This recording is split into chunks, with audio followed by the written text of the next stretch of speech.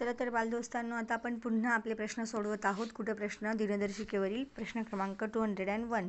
2003च्या 29 डिसेंबरला गुरुवार होता, तर जानेवारी 2004च्या पहिल्या गुरुवारी कोणती तारीख?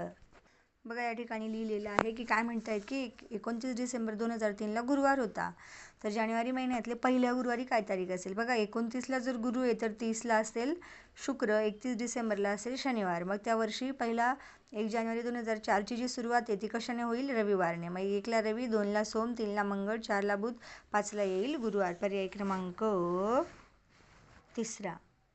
पर्याय क्रमांक तिसरा हे आपलं उत्तर. चला तर बघा, मोनिकाचा जन्म 4/9/1993. मोनिकाचा जन्म 4/9/1993 रोजी झाला. त्या दिवशी काय होता? शनिवार होता. ओके, मोनिकाचा जन्म 4/9/1993 रोजी शनिवारी झाला. तर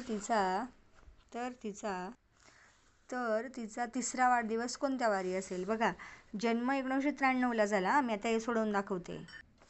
बघा, तिचा जन्म झाला शनिवारी, मग तिचा पहिला वाढदिवस असणार आहे 94ला. 94ला हे साधे वर्ष आहे, मग शनिवारचा पुढचा लगेच रविवार हा वार येईल.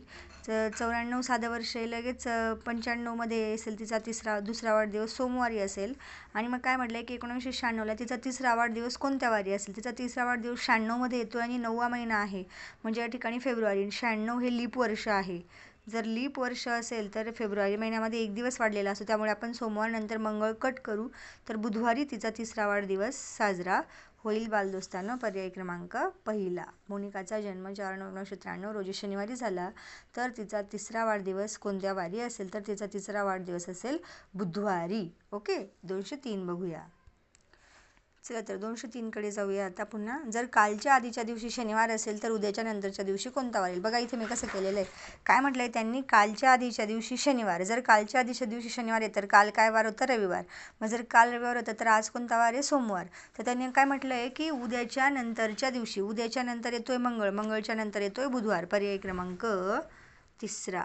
इथे पण उत्तर बुधवारच येते. आता 204. 5 फेब्रुवारी 1992 रोजी गुरुवार होता, तर त्या महिन्याच्या शेवटच्या रविवारी कोणती तारीख होती? आता इथे परत आपण करूया त्या. बघा बालदोस्तांनो, 5 फेब्रुवारी 1992 रोजी 5 फेब 1992 गुरुवार. 5 फेब्रुवारी 1992 रोजी काय म्हणता येते? गुरुवार. तर त्या महिन्याच्या शेवटच्या रविवारी कोणती तारीख? मग आता साधं सिंपल. 5 फेब्रुवारीला जर गुरुवार होता तर 5 वरून मी 4, 3, 2, 1 यांची काढली. 4ला बुध, 3ला मंगळ, 2ला सोम आणि 1ला रवी. आणि 1992 हे कोणतं वर्ष आहे बालदोस्तांनो? लीप वर्ष. That is leap year. कसं ओळखतात माहिती आहे ना? 92ला जर आपण 4ने डिव्हाइड केलं ना तर बाकी शून्य आली पाहिजे. 4 1 4, 4 2 8, 9मधून 8 गेला, 1 खाली आले 2, 4 त्रिक 12, 12मधून 12 गेले 0, म्हणजे पूर्णपणे कंप्लीट लीप इयर. हे शेवटचे 2 वर्ष असतात ना बालदोस्तांना, जर 4ने भाग दिला आणि जर त्याची बाकी जर 0 आली तर yes, that is definitely leap year. मग हे लीप वर्ष आहे. आणि लीप वर्ष जर 29 दिवसांचं असतं, लीप वर्षामध्ये फेब्रुवारी महिना 29 दिवसांचा असतो, त्यामुळे 1 तारखेचा जो वार असतो तो कंप्लीट 5 वेळा येतो. तर त्यामुळे त्या महिन्याच्या शेवटच्या रविवारी कोणती तारीख होती? 29. पर्याय क्रमांक 4.